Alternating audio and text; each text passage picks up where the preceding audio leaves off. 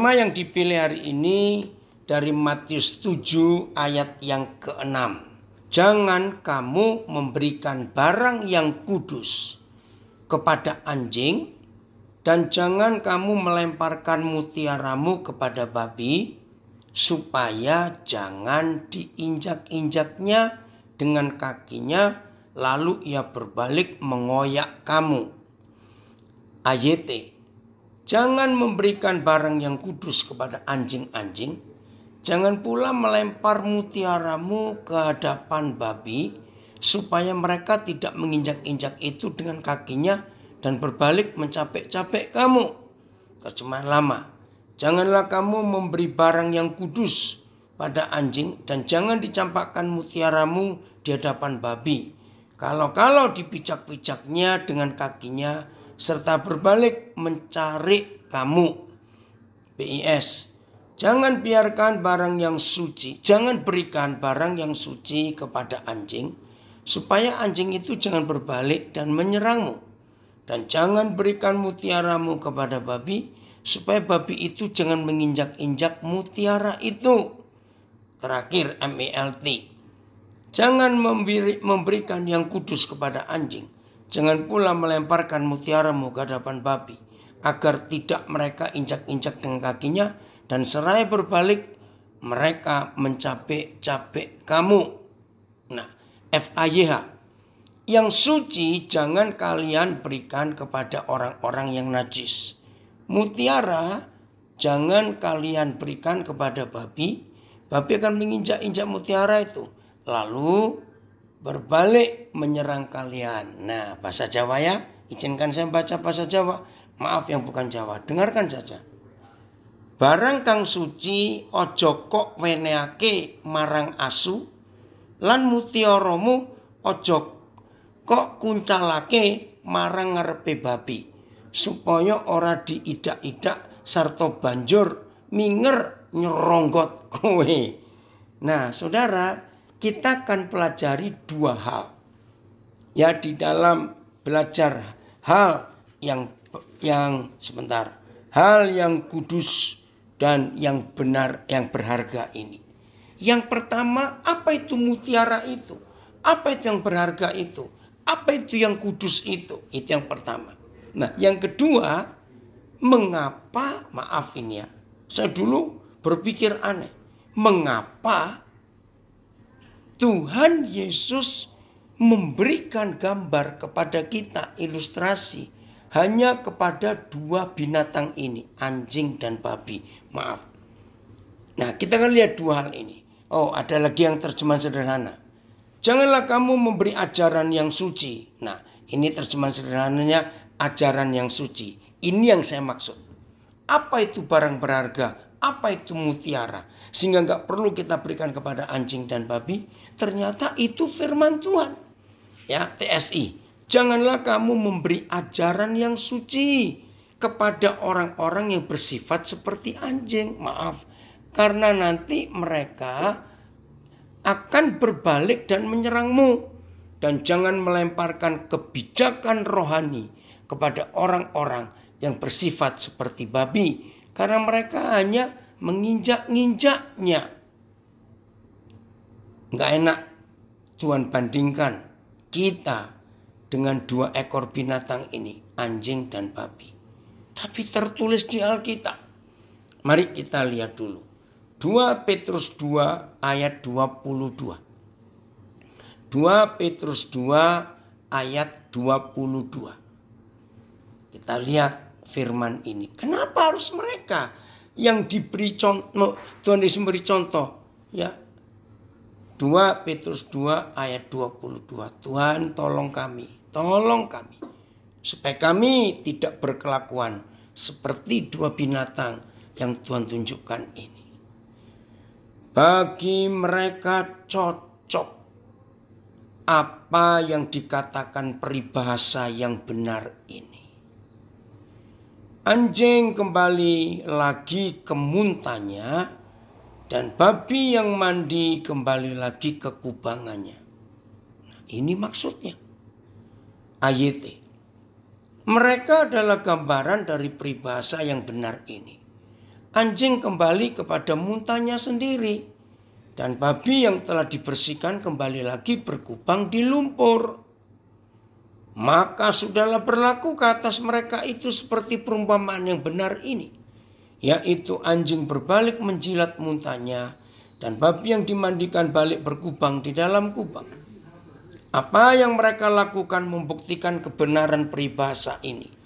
Anjing akan makan kembali apa yang sudah dimuntahkannya.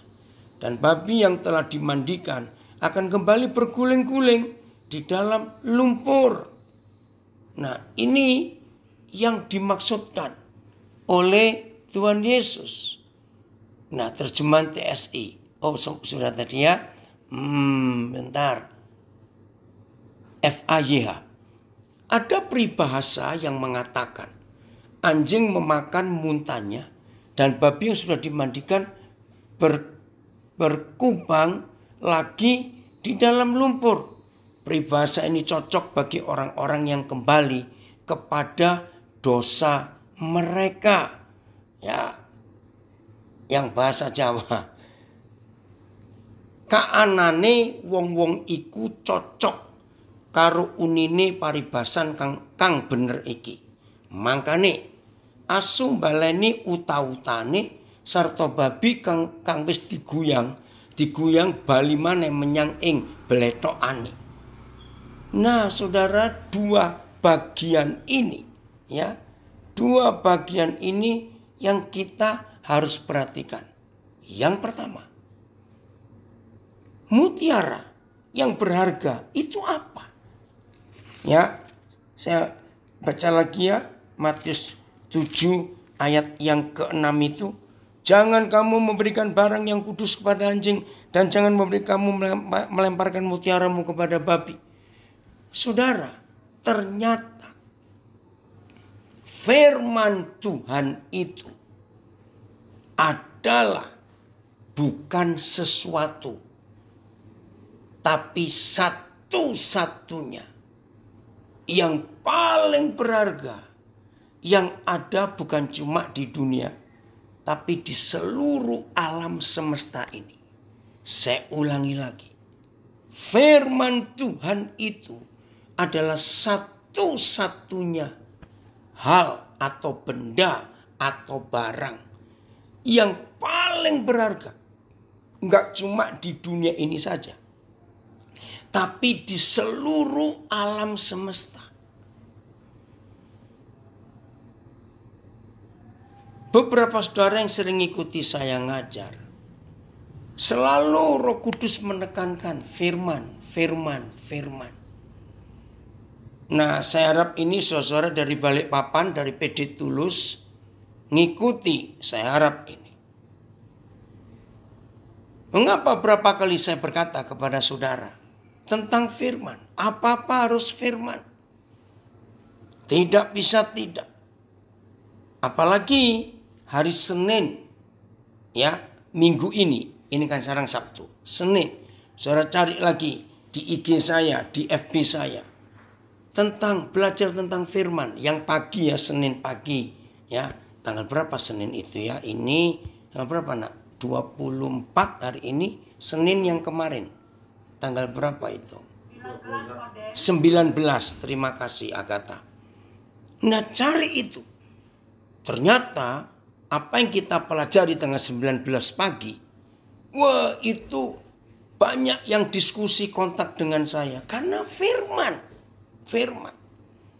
Saudara, banyak orang yang tahu sampai hari ini bagaimana model pelayanan kami. Kalau saya berkata kita sekarang termasuk yang dikorak, ya, sehingga pelayanan di penjara, ya, KKR di penjara, ingat 60 lebih tanggal 5 April yang lalu, dan tiap Senin, Rabu, Jumat pagi pasti puluhan LP bisa gabung. Itu semua dimulai karena firman, bukan karena uang. Aduh, kalau ingat bagaimana awal Tuhan menyuruh saya ke Papua, waktu itu saya belum menikah. Bukan karena uang, tapi karena firman. Lihat alam semesta ini. alam semesta, bukan cuma dunia. Alam semesta, the universe.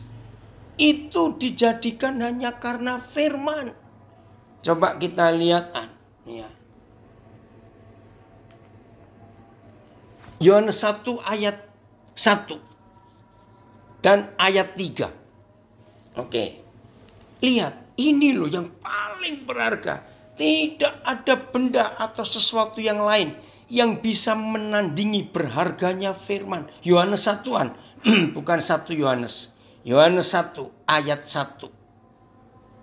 Nah, kalau saudara kita belajar tentang Matius 7 ayat 6. Ini yang milih dari pimpinan Kompas Palembang. Maka kita harus melihat apa itu yang berharga, apa itu mutiara. Sehingga nggak boleh kita berikan kepada anjing dan babi. Lihat Yohanes 1 ayat 1. Pada mulanya adalah firman. Pada mulanya. Firman itu bersama-sama dengan Tuhan. Dan firman itu adalah Tuhan. Nah, untuk membandingkan. Pada mulanya adalah firman, itu begini. Dalam hidup ini, ya perhatikan. Pasti dan itu wajar. Dan memang itu seharusnya. Yang namanya manusia, dari rakyat jelata, orang biasa sampai presiden. Yang namanya orang. Mau memulai hal yang kecil dan hal yang besar, wajar nggak kalau pada mulanya harus uang? Ngerti maksud saya? Dan itu wajar. Karena memang itu dunia. Pada mulanya orang mau ngerjakan apa saja harus uang. Baru setelah uang ada, yang lain-lain ya tergantung orang itu mau apa. Tapi sejak Tuhan memberikan saya sebuah konsep kebenaran. Bahwa pada mulanya harus firman. Saya ingin meyakinkan setiap saudara. Khususnya yang baru bergabung 1-2 hari ini. Yang menanyakan. Mengapa pelayanan yang Tuhan percayakan kepada kami itu beda dengan banyak pelayanan yang Tuhan percayakan kepada yang lain. Salah satu perbedaannya, orang selalu bertanya, saya itu sering gak punya uang saudara, sering. Saya cuma cerita ini. Tapi tetap bisa berjalan pekerjaan Tuhan. Tadi 40 menit sebelum kita mulai Zoom, ada seorang pengusaha yang tanya kepada saya. Karena saya harus beli tiket untuk seorang anak saya guru di Manokwari yang harus balik. Nah dia tanya, betul Koden membelikan tiket dia? Saya tanya, kenapa kamu tanya? Ya kan saya tahu Koden gak ada uang. No, saya tertawa. Saudara, nah memang di saldo saya, akhirnya saya kirim bukti kepada dia. Saldo saya sejak tanggal 19 April kemarin. Sampai tadi saya tunjukkan kepada dia. Dia bingung. Lah uang bagaimana? Nah itu. Jadi ada orang saya dapat berkat. Nah itu saya belum sempat masukkan ke bank. Terus saya lihat anak ini butuh uang tiket untuk pulang. Balik ke Manokwari. Dan hari ini harus berangkat. Karena Senin sudah mulai ujian anak-anak SMA itu. Dan dia harus jadi guru pembimbingnya. Nah uang itu yang dipakai. Habis lagi. Dan saya nggak pusing. Karena pada mulanya adalah firman. Bukan uang. Bukan koneksi. Bukan fasilitas. Semua kalau kita mulai dengan firman. Hasilnya luar biasa. Ini ada terjemahan FAYH. Ya, sebentar. Yang Yohanes 1 ayat 3. 1 dan 3. Sebelum segala sesuatu ada. Sebelum segala sesuatu ada. Kristus sudah ada bersama-sama dengan Tuhan. Dialah yang menciptakan segala sesuatu. Dan tidak sesuatu pun ada kalau tidak diciptakan olehnya. Nah, Jadi kalau saudara hari ini mengambil keputusan apa saja, tidak dimulai dengan uang, tidak dimulai dengan fasilitas, tidak dimulai dengan koneksi, tidak dimulai dengan hal apapun.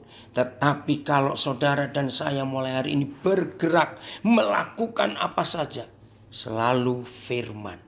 Pada mulanya adalah firman. Itu mutiara, itu barang yang berharga. Nah, bagi saudara yang sudah mengikuti saya cukup lama, pasti saudara kenal. Saya bisa ketemu orang ini, anak itu, dan lain-lain. Jawabannya, karena ada firman yang saya dengar. Dan firman itu yang bekerja menciptakan sesuatu dalam hidup ini. Maka itu kita harus. Oke, terima kasih Siuman. Ini saudara kita dari Surabaya, dia kirimkan Mazmur 119 ayat 56. Ini yang saya bahas hari Senin yang lalu. Tidak ada sesuatu pun yang sempurna kecuali firman-Mu. Terima kasih Siuman. Tolong dicatat Mazmur 119 ayat 56. Terjemahan FAYH. Tidak ada sesuatu pun yang sempurna kecuali firman-Mu. Izinkan saya mengatakan kalimat ini. Suatu hari kalau saya sudah tidak ada lagi, maka orang, anak-anak saya akan mengingat prinsip ini.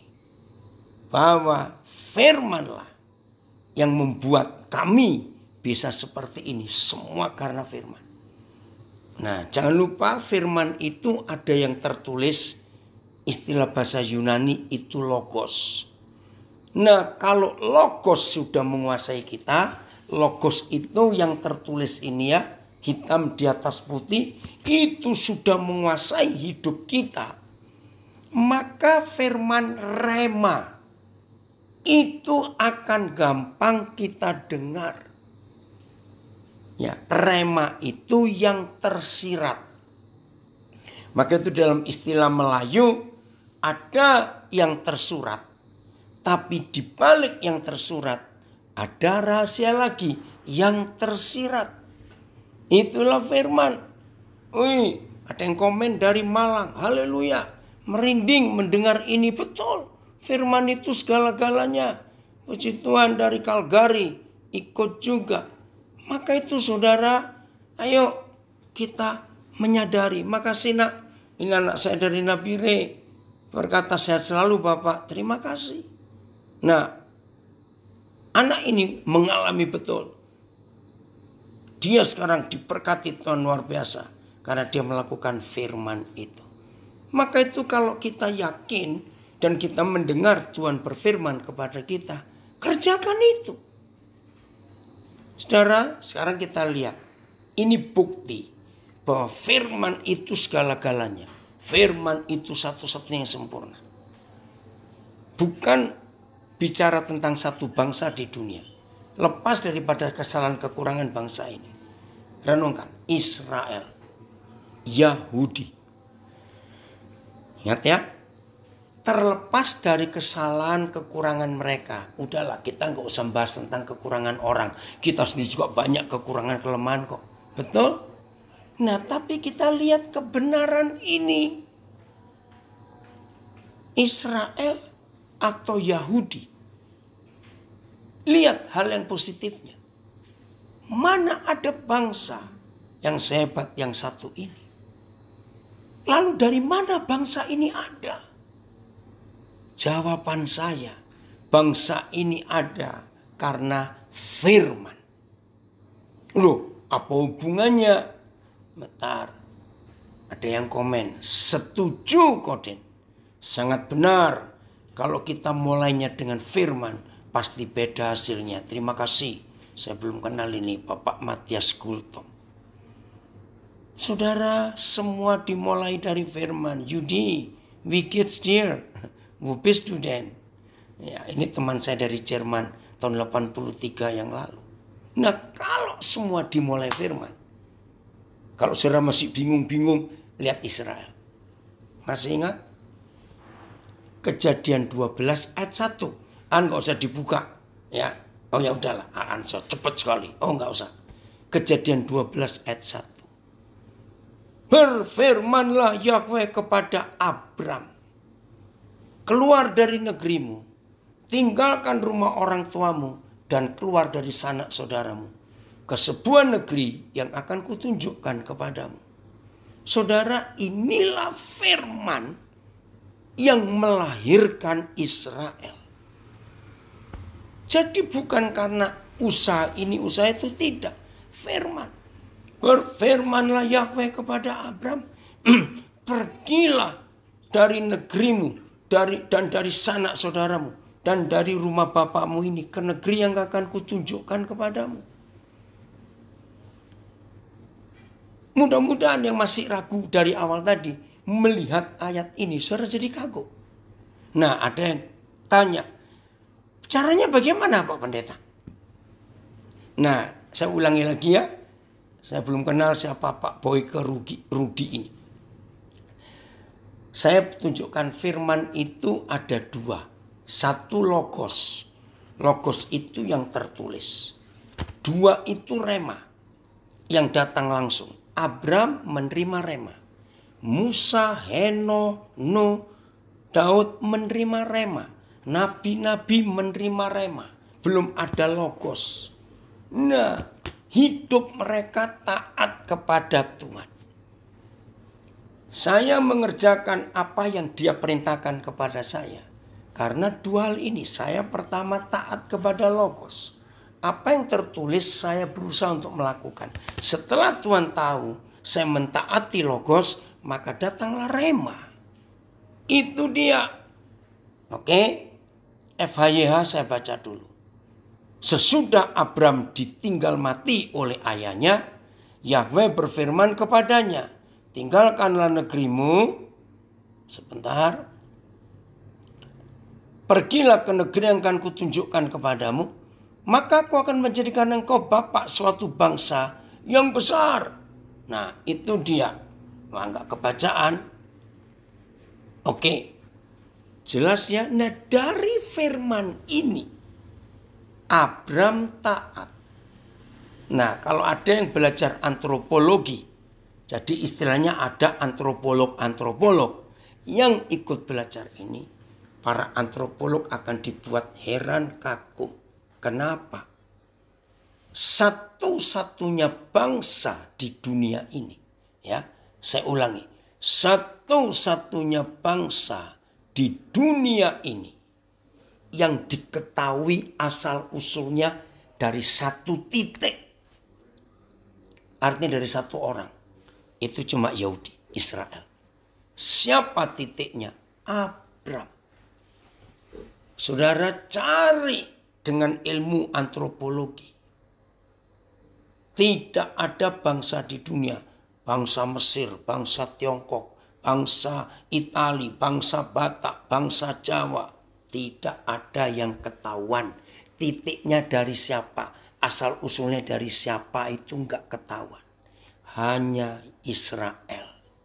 Dari 1 orang yang mendengar firman untuk pergi. Ada yang komen, firman punya daya cipta. Bukan punya daya cipta. Saya ganti ya. Firman itu pencipta. Oke, saya buktikan kalau firman itu pencipta. Ini saya beri contoh yang jelek. Dalam sebuah pesta yang besar, pesta yang mewah, wih, pestanya luar biasa, dekorasinya, makanannya, musiknya, semua wah. Udah yang diundang pesta, senengnya luar biasa. Sayuti apa kabar? Ya. Di tengah pesta yang meriah, yang diundang masih sibuk rame, musik masih rame, makanan masih masih banyak. Tiba-tiba ada orang yang datang dengan lari-lari tergesa-gesa. Terus pada tanya, mana yang punya pesta? Mana yang punya rumah? Nah, yang ditanya juga bingung ada apa. Situ. Nah, Orang yang tergesa-gesa ini hanya memberitakan satu berita dengan kalimat pendek. Ibu meninggal. Saya tanya kepada saudara. Nah, ini firman. Firman manusia. Jadi ada firman Tuhan, ada firman manusia, ada firman setan untuk memudahkan konsep. Ada firman mama mertua, ada firman tetangga. Firman itu banyak. Jadi nggak cuma kata-kata Tuhan yang menciptakan sesuatu. Tapi siapapun yang bicara apapun itu menciptakan sesuatu. Saya kembali tanya. Apa yang terjadi dengan suasana pesta yang meriah itu dengan satu firman pendek, ibu meninggal? Ngerti nggak pertanyaan saya, saudara? Pesta itu terjadi sesuatu nggak? Mengalami sesuatu nggak di pesta yang meriah itu? Jawab dong. Pasti. Pesta itu berubah.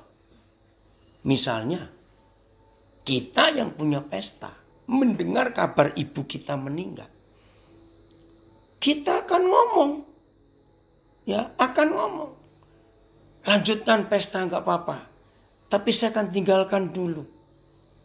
Maaf, ada berita ibu saya meninggal, langsung senyap, betul, dibubarkan, bubar, tangisan Cino. Hendra, awas kamu ngomong begitu ya, bubar menjadi tangis-tangisan.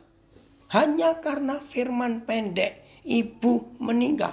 Di Facebook ada komen berubah. Suasana jadi sedih, syok. Betul, bingung semuanya. Ini komen-komen yang ada. Nah, coba renungkan. Walaupun kita yang punya pesta berkata, nggak apa-apa, kalian teruskan. Lanjut sampai bubar. Habiskan makanan ini. Maaf, kami sekeluarga harus pergi dulu. Ya tetap gak enak bukan suasananya karena kalimat pendek ibu meninggal. Nah tolonglah saudara cari contoh yang positif. Apa yang terjadi di tengah kesedihan? Ini ada yang komen. Kak, pesta nikah tetap lanjut tapi tanpa hiburan musik. Oh terjadi pada saya. Oke. Masing-masing punya kasus yang beda-beda. Saudara, saya mau tunjukkan bahwa kata-kata kita firman itu punya kuasa. Itu berharga. Saya masih ingat tahun 70-an.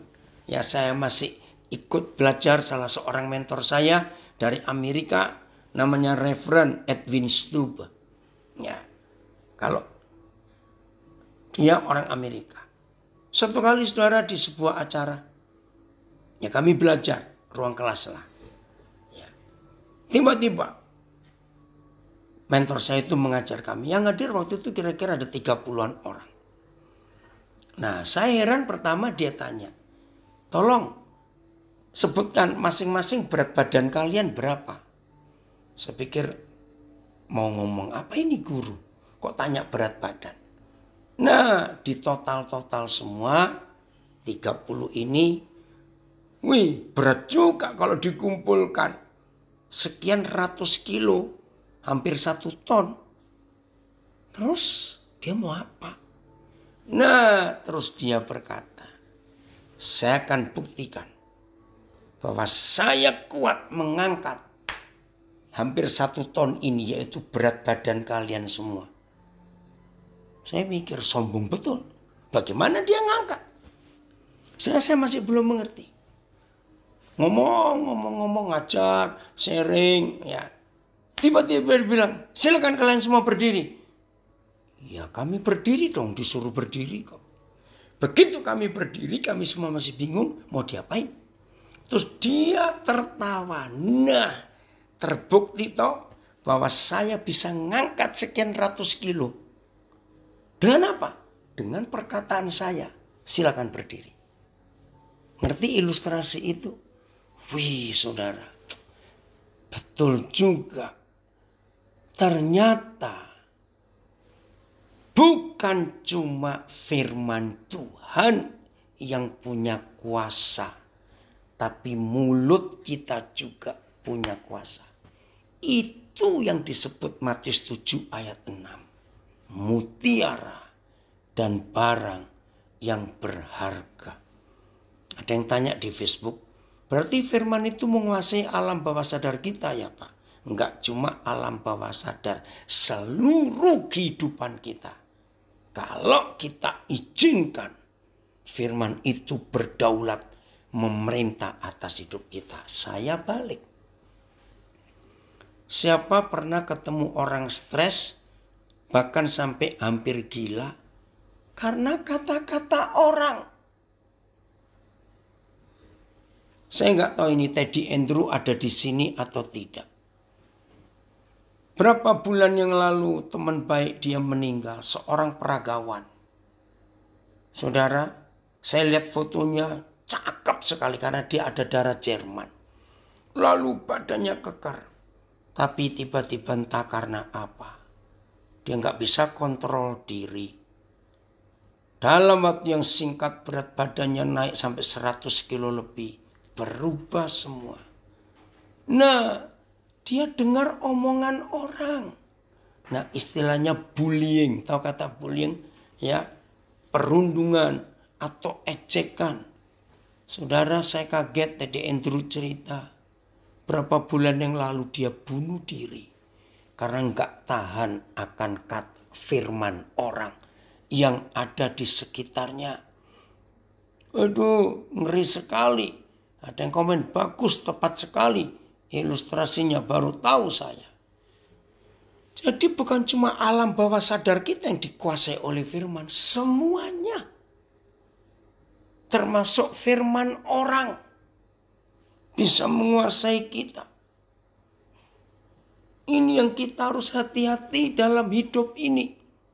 Oke. Jadi firman Tuhan itu baik.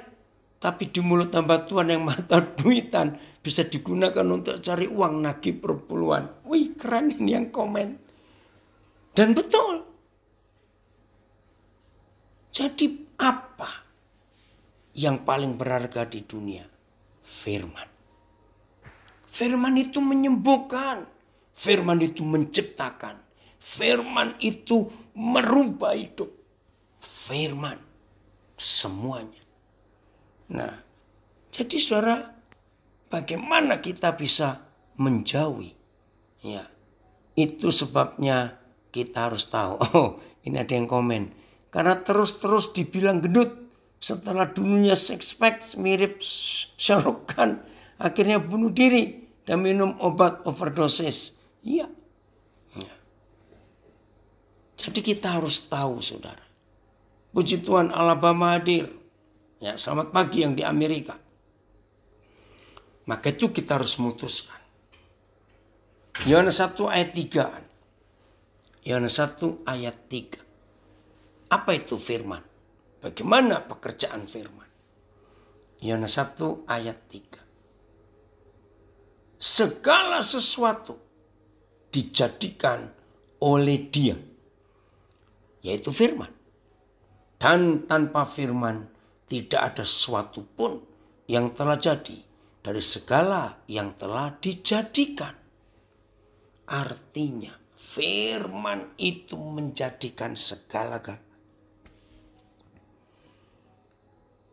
Saya harap sekarang mulai mengerti betapa berharganya firman itu, bahkan tak ternilai. Terima kasih FAYH. Dialah yang menciptakan segala sesuatu. Dan tidak sesuatu pun ada kalau tidak diciptakan olehnya, oleh firman itu. Betul. Dari Siantar. Firman Yahweh itu segala-galanya.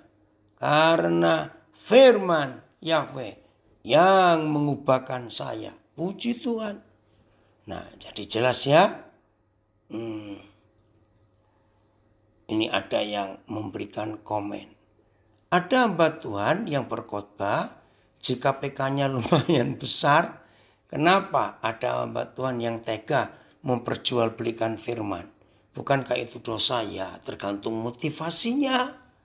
Bagaimana motivasinya itu? Harus saya baca lagi. Ya. Dari The Message. Ya. Everything was created through him. Segala sesuatu diciptakan oleh dia. Nothing. Not one thing. Tidak ada satupun came into being without him. Enggak ada satupun bisa nyata tanpa firman. Terima kasih. Ini terjemahan The Message. Jadi saudara, ayo mulai hari ini kita menyadari betapa dahsyatnya firman itu. Nah, sekarang kita lihat. Kok enggak enak ya perbandingan yang Tuhan Yesus beri kepada kita. Anjing dan babi percuma diberi firman itu enggak ngerti. Oh, ada yang TSI, terjemahan sederhana. Terima kasih. Tuhan menciptakan segala sesuatu melalui dia.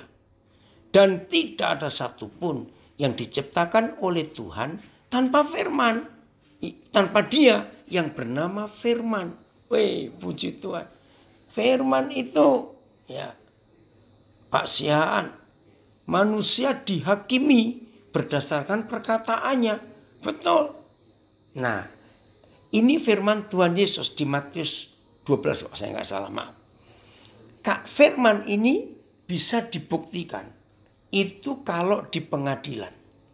Saudara, di pengadilan itu orang tidak boleh salah ngomong. Satu kata pendek, ya. Ya. Itu dicatat. Maka itu di pengadilan itu harus dulu sebelum ada rekaman kan pakai steno, ada pasti. Karena semua orang ngomong apa saja itu bisa jadi bahan untuk membenarkan yang salah dan menyalahkan yang benar. Itu kata-kata di pengadilan penting sekali. Maka itu kita harus tahu bagaimana kita ngomong.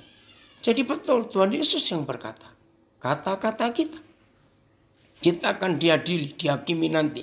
Sesuai kata-kata kita. Nah, itulah firman. Oke, saya kembali lagi. Maka itu mari kita bertobat sungguh-sungguh. Kalau saya berkata begini, jangan tersinggung dan jangan tertuduh. Kalau sampai, maaf ya, ini nggak enak kalimatnya dan tidak baik untuk didengar. Tapi untuk menjelaskan tentang anjing dan babi tadi, maaf. Jadi kalau ada orang sudah rajin dengar firman, mendengar firman, tapi firman itu tidak bisa merubah hidupnya. Jawab sendiri. Yaitulah dua binatang tadi. Percuma dikasih. Maaf. Wah, bahaya ya. Tanda baca saja bisa mempengaruhi arti sebuah kalimat. Betul. Enggak boleh sembarangan. Maka itu hanya Tuhan Yesus satu-satunya pribadi di dunia yang pernah berkata. Coba lihat Matius 5 ayat 17. Wih, jangan main-main dengan kuasa firman. Ya, jadi saya ulangi. Kalau sampai ada orang yang sudah rajin dengar firman, tapi kok nggak ada perubahan dalam hidupnya, firman itu nggak berdampak apa-apa di hidupnya. Matius 5:17-an. Ya. Berarti, ya maaf, itu firman yang diterima diinjak-injak lagi. Karena nggak dihargai, karena nggak mengerti. Matius 5:17. Oh, 18-an, maaf, 18. Maaf. Matius 5:18. Ya, kita lihat. Karena aku berkata kepadamu, sesungguhnya selama belum lenyap langit dan bumi ini, satu iota atau satu titik pun tidak akan ditiadakan dari hukum Taurat sebelum semuanya terjadi. Satu titik, satu iota. Ya, iota itu tanda baca dalam huruf Ibrani. Nah, bagi yang belajar huruf-huruf Asia, ya huruf Vietnam, ya huruf Mandarin, huruf Thailand, itu semua kan seperti gambar bahasa huruf Hindi, Sanskerta, semua huruf Jawa. Saudara, di dalam huruf-huruf bahasa Asia itu tanda baca mempengaruhi. Ayo yang bisa bahasa Mandarin.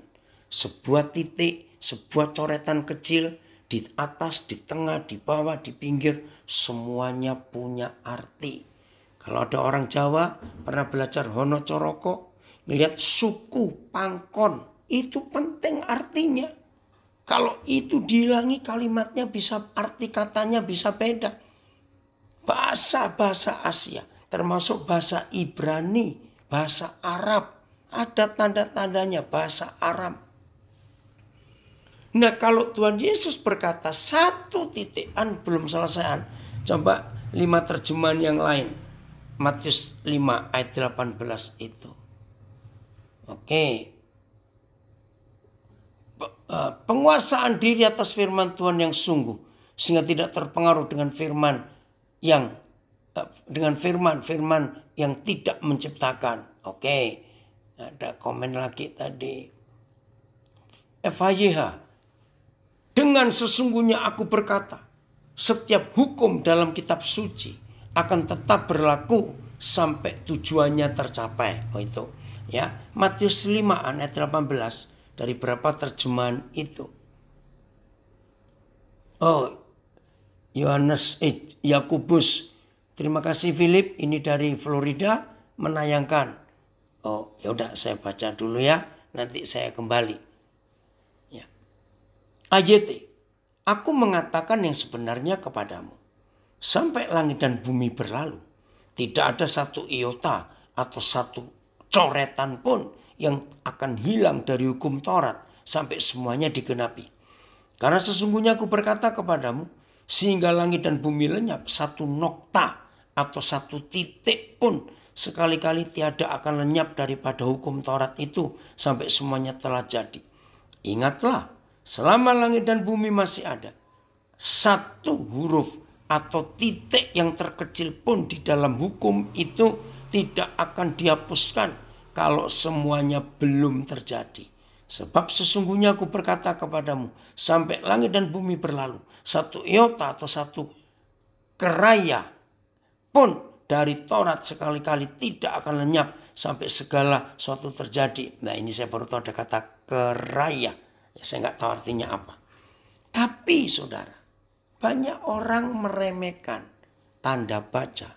Nah, sejak saya diajarkan Roh Kudus tentang Matius 5 ayat 18, ya maaf ini saya cuma saksi.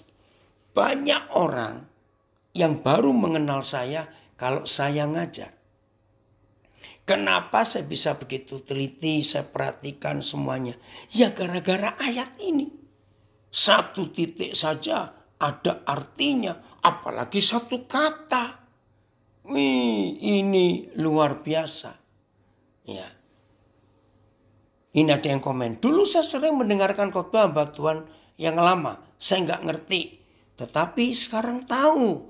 Terima kasih. Puji Tuhan. Ini anak saya yang general manager ikut dengar. Puji Tuhan. Oke ya. Sampai suatu kali, ini saya nggak akan lupa, ini pengalaman yang indah. Itu terjadi kira-kira tahun 93. Saya ingat saya habis menikah, saya baru menikah. Nah begini, tahun 80-an, saya lupa 80-an berapa. Tiba-tiba Roh Kudus tuh ngajar saya pernah bersaksi, pasti masih ada yang ingat berapa orang kalau saya saksi ini. Tiba-tiba Roh Kudus tanya gini, Daniel, kamu coba cari. Kok ini nggak nyambung sebentar ya? Rekamannya. Oh, ini belumnya chargernya. Oh, maaf. Ya. Daniel carikan ayat yang nggak ada pendeta bisa khotbah. Nah itu cara Papa ngajar saya, selalu pakai hal-hal kecil-kecil sederhana. Ya, masa ada ayat yang nggak bisa dikhotbahkan? Saya langsung mikir, kitab Tawarikh. Saudara, kalau saudara baca kitab Tawarikh itu membosankan. Karena silsilah Tawarikh itu dari bahasa Melayu. Yang sebetulnya artinya silsilah Tawarikh. Ya, itu kan ini kawin dengan ini anaknya ini kawin dengan ini lahirkan anak ini. Terus begitu. Tapi suatu hari ada seorang hamba Tuhan itu mentor saya juga. Bapak Pendeta Stefanus Damaris sudah meninggal. Suatu hari dia membuat seminar 3 hari. Catat 3 hari seminar sore saja ya sampai malam. Hanya mengkhotbahkan 3 ayat di dalam 1 Tawarikh, saya lupa pasal berapa. Tentang 8 nama. Ya, jadi di 3 ayat itu ada 8 nama. Saya kagum, dia bisa khotbah 3 hari. Ternyata belum selesai, hanya 8 nama itu. Oh, berarti ada yang bisa khotbah. Saya cari lagi. Nah, akhirnya ketemulah Matius 5 ayat 18. 1 titik. Wih, saya merasa senang bisa menemukan ayat yang gak bisa dikhotbahkan. Mau doktor teologi sekalipun. Coba. Siapa yang bisa khotbah tentang titik? Namanya aja titik, berarti selesai. Kalau koma masih lumayan, ada kelanjutannya. Ini titik. Ngerti gak logikanya? Wih, saya merasa menang, saudara. Saya bilang, Papa, saya ketemu ayat. Mau doktor teologi pun gak bisa khotbah. Khotbah tentang titik. Ayo. Dot, kalau sekarang istilah apa itu informasi teknologi komputer itu. Dot, titik. Bertahun-tahun kemudian, saudara. Saya lupa. Mungkin lebih dari 15 tahun kemudian. Baru ketemu. Ketika kami baru menikah, kami menikah tahun 92. Nah 93 kembali pelayanan ke Amerika. Kami berdua sampai di Pasadena, California. Di rumah Bapak Pendeta Virgo Handoyo, dia doktor. Saya kagum. Mungkin ini satu-satunya orang Indonesia, profesor. Di beberapa sekolah teologi di Amerika. Di antaranya di Fuller Theological Seminary, di Baptist Southern Baptist Seminary. Doktornya kira-kira 3 orang Semarang ini. Nah pas kami sampai di rumahnya itu sore, hampir jam 6. Nah dia lagi duduk ngetik-ketik sesuatu. Nah saya belum pernah tahu. Ternyata itu notebook. Sebelum laptop kan notebook dulu. Saya panggil dia, Lok. Saya tanya, Lok, kamu lagi ngapain? Oh ini saya pakai notebook. Notebook kok gede bener. Dulu notebook bahasa Belanda tau kan kertas. Buku kecil itu. Ya udah saya ikut aja. Terus kamu ngapain? Oh saya lagi kirim email Koden. Nah saya tanya, notebook itu apa? Pak Virgo jawab, anaknya komputer. Memang dia orang Jawa celelean. Terus, apa itu email? Dikatakan email itu surat listrik. Elektronik mail toh. Ya begitu caranya. Terus ngirimnya pakai apa loh? Pakai internet. Apa itu internet? Itu bulan Mei 93. Belum ada yang tahu. Betul tidak? Internet baru dikenal tahun 92 akhir. Ketika Bill Clinton jadi presiden Amerika. Nah dia adalah presiden pertama di dunia yang menggunakan internet. Maka itu nggak terkenal bagi di Indonesia. Tahun 93 belum ada itu. Ya saya bengung-bengung saja saudara nggak ngerti. 3 hari kami pelayanan di daerah Pasadena. Nah pas kami mau pamit ke state yang lain. Pak Virgo ini bilang. Koden titip ya email address saya. Alamat emailnya. Saya terus terang pertama bingung. Untuk apa? Enggak ngerti. Gini loh Koden. Kalau Koden suka keliling kemana-mana. Nah tolong titip kalau ada orang Indonesia dimanapun Koden pergi punya email, kasih email saya. Saya pengen punya teman banyak. Ya karena email kan jarang sekali. Maka itu Pak Virgo senang. Ya udah. Tapi ingat saya sudah keliling kemana-mana. Kok nggak ada yang tanya email. Ya udah saya nggak ngomong juga. Juga nggak ngerti kok. Nah setelah pulang ke Indonesia berapa saat kemudian, saya lupa itu bulan berapa. Tahu-tahu seorang ya mahasiswa Indonesia di Auckland, Selandia Baru. Waktu di SMP SMA saya bimbing dia. Tiba-tiba telepon. Waktu itu belum ada handphone. 93 masih belum ya saudara. Belum banyak lah orang punya. Saya juga nggak punya. Telepon rumah. Wah cerita. Di akhir cerita dia bilang, Koden saya punya email. Nah ini pertama kali saya dengar ada orang nawari email. Selama sekian bulan saya nggak tahu. Oh ya. Nah kalau gitu Koden kasih email ya. Ini orang Indonesia di California di Pasadena. Dia punya email. Dia, oh saya senang. Dia kasih. Tapi janji ya jangan tertawa dulu ya saya ngomong ini. Tertawa berdosa. Awas saudara. Nah saya diktekan emailnya. Nah dotnya itu saya nggak sebut titiknya itu loh. Koden titiknya kurang. Nah sini kan bukan cuma lugu dan polos. Bodoh nggak ngerti kok. Saya itu ngomongnya enteng. Ayah cuma titik saja loh. Kamu kasih 10 kasih 20 kan nggak apa-apa. Maaf tertawa awas. Tiba-tiba dia nerangkan saudara. Nilai sebuah titik untuk urusan internet. Itu nggak main-main nilainya titik itu. Ketika dia terangkan nilai sebuah titik. Dot itu loh. Di email itu, saudara saya berteriak. Wih kencang saudara. Yesus engkau Tuhan. Kencang. Nggak bisa kencang. Ini di tempat umum di lobi hotel. Saya nggak bisa. Dia yang kaget. Koden kenapa Koden? Dia kaget tuh. Kenapa tiba-tiba saya teriak? Lalu saya menangis saudara. Saya bilang kepada dia. Kalau Yesus bukan Tuhan, tidak mungkin dia berfirman 2000 tahun yang lalu tentang nilai sebuah titik, yaitu Matius 5:18. Dan apa yang difirmankan 2000 tahun yang lalu baru terjadi 2000 tahun kemudian. Saya bisa kagum gak? Titik saudara. Itu firman. Saya nggak tahu saudara ngalami apa. Saya baca dulu yang dari Philip dari Florida. With the tongue we praise our Lord and Father, and with it we curse human beings who have been made in God's likeness. Out of the same mouth come praise and cursing. My brothers, ya perhatikan sebentar. My brothers, hilang, aduh maaf. Nah itu Yakobus 3.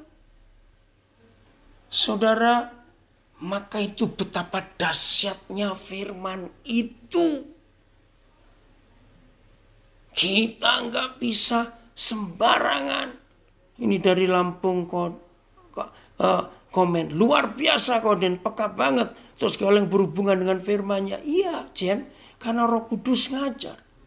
Jadi barang siapa baca firman, berarti kita sedang komunikasi dengan Bapa. Sebab Bapa firman itu sendiri. Betul. Firman. Maka itu pagi-pagi bangun, jangan cari HP. Terus baca Facebook, awas kamu. Pagi-pagi bangun, cari firman. Supaya ada kehidupan. Karena firman itu segala-galanya. Maka itu cintai firman ini mulai hari ini. Ini barang mutiara dan barang yang berharga. Dan jangan lupa, jangan diberikan kepada babi dan anjing. Maaf, jangan. Maka itu mari kita bertobat. Tinggalkan karakter babi dan karakter anjing dalam hidup kita. Milikilah hidup yang benar di hadapan Tuhan. Jadi selama ini orang yang ke gereja dengar firman tapi tidak berubah dan hidupi firman, berarti dia termasuk itu. Iya, yang kaki 4 itu. Doa dan kerinduan kita yang sering ikut Zoom pun harus berubah. Amin. Harus, saudara. Oh, Roh Kudus, Engkau luar biasa. Jelas ya, saudara? Jadi selama ini orang, ya sudah itu baca ya. Luar biasa firman dan firman yang dicari. Puji Tuhan. Maka itu kalau hidup kita mau serius sungguh-sungguh dengan Tuhan, saudara, maka Tuhan akan bekerja dalam hidup kita secara luar biasa. Oke. Jika, mana itu tadi? Jika satu titik saja ada kuasa, nggak ada alasan lagi untuk tidak percayakan firman Bapa Yahweh untuk hidup kita. Amin. Oh maaf. Ya. Jadi nggak ada alasan untuk kita tidak mengalami kebenaran yang dahsyat itu. Jelas ya, saudara? Maka itu mulai hari ini, ayo kita sungguh-sungguh menghargai firman lebih daripada apapun juga. Oke, ayat terakhir. Enggak, sudah sambung lagi. Tadi ada gangguan sebentar. Ya, ayat yang terakhir. Oh Roh Kudus, biarlah ini membuat kita berubah. 2 Timotius 3 ayat 16. 2 Timotius 3 ayat yang ke-16. Biarlah firman ini menyadarkan kita. Oke. Segala tulisan yang diilhamkan Tuhan memang bermanfaat untuk mengajar, untuk menyatakan kesalahan, untuk memperbaiki kelakuan, dan untuk mendidik orang dalam kebenaran. AYT. Semua kitab suci dinapasi oleh Tuhan. Nafasnya ada kehidupan. Dan bermanfaat untuk mengajar, untuk menyatakan kesalahan, untuk memperbaiki kelakuan, dan untuk mendidik orang dalam kebenaran. Ada AYT, FAYH. Saya akan baca. Terima kasih. Ya, FAYH mana tadi? Maaf.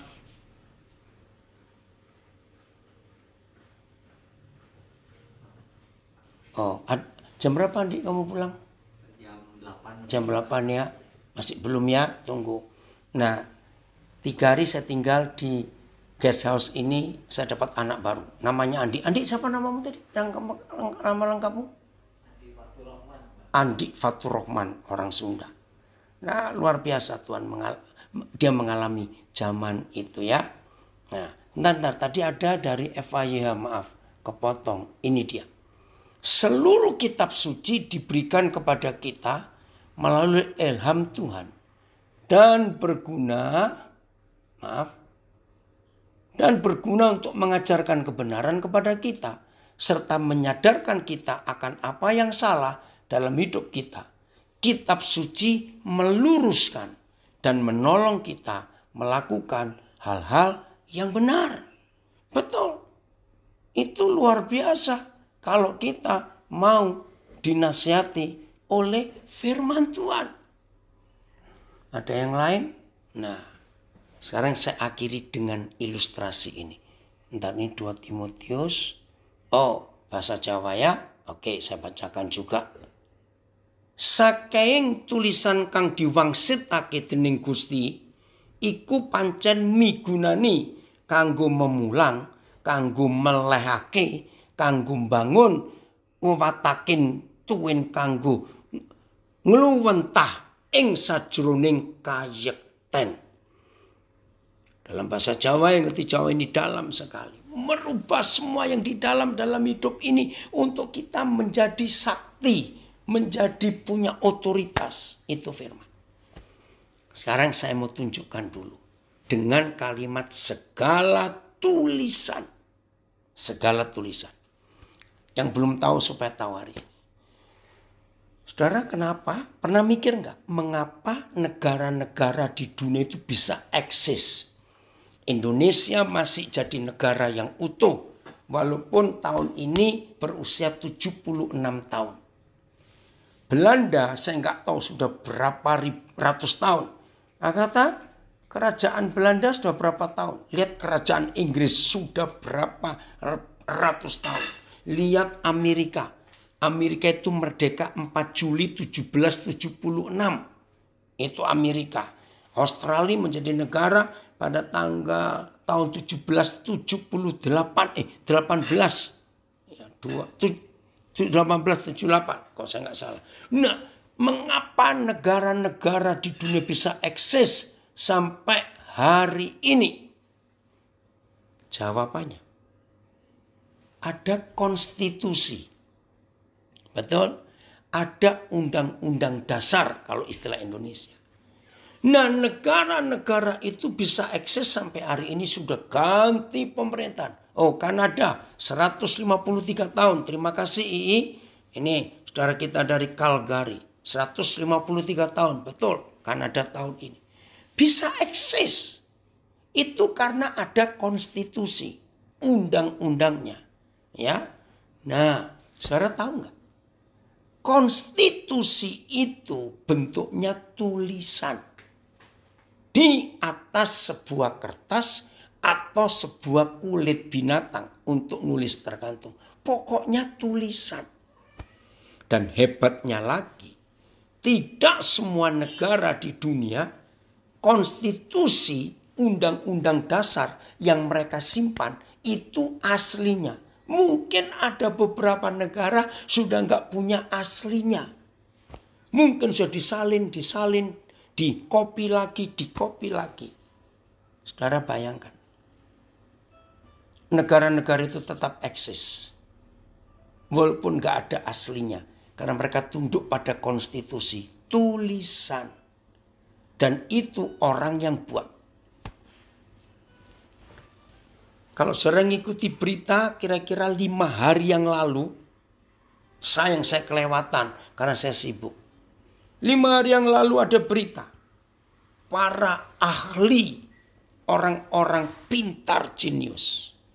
Ternyata gulungan kitab yang ditemukan di Gua-Gua Laut Mati tahun 1949.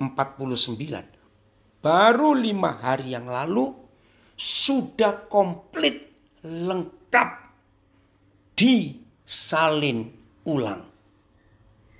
Saudara, satu-satunya kitab suci di dunia, maafkan saya. Bagi yang bukan Kristen jangan mikir terlalu dalam, pokoknya dengar. Satu-satunya kitab suci agama di dunia ini yang ketahuan originalnya, aslinya.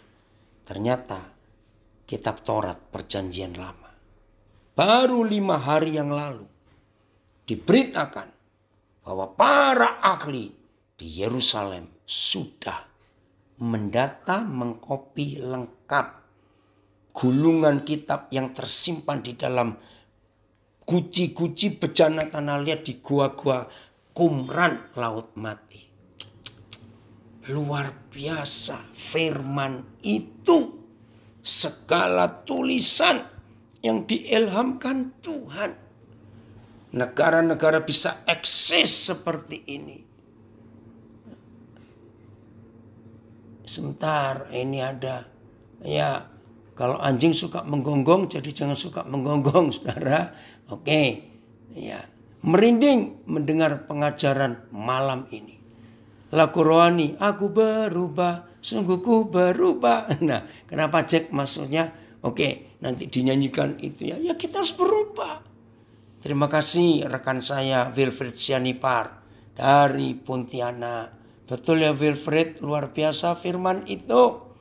Nah, tadi Koden cerita soal Om Stup yang ngajari pakai kata-kata Pak Petrus. Ini teman-teman saya dari tahun 70-an. Mbak Tuhan dari Kutai Barat. Puji Tuhan ikut belajar firman Tuhan ini.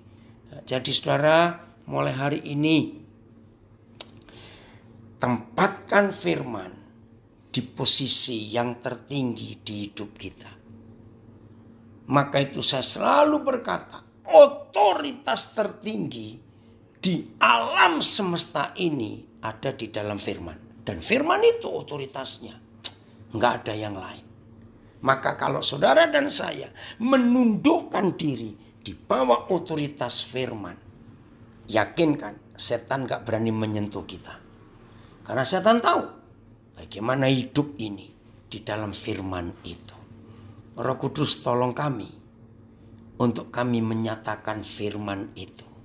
Harta yang tak ternilai dan satu-satunya harta yang paling berharga di seluruh alam semesta, yaitu firman. Maka itu kalau ada di antara saudara hidup saudara kok enggak berubah-berubah, maafkan saya. Ayo hari ini ambil keputusan. Biar kuasa firman merubah kita. Dan ingat 2 Korintus 5:17. Barang siapa di dalam firman Yesus Kristus itu, maka dia adalah ciptaan baru. Yang lama sudah berlalu, yang baru itu terbit. Ya sudah, itu firman. Begitu, ayo ya kita berubah. Ayo suami-suami yang masih suka menyakiti istri bertobat. Istri-istri yang masih belum bisa tunduk pada suami, mari kita bertobat. Anak-anak, hiduplah dalam kekudusan. Mari semua kita saling mengingatkan. Tuhan Yesus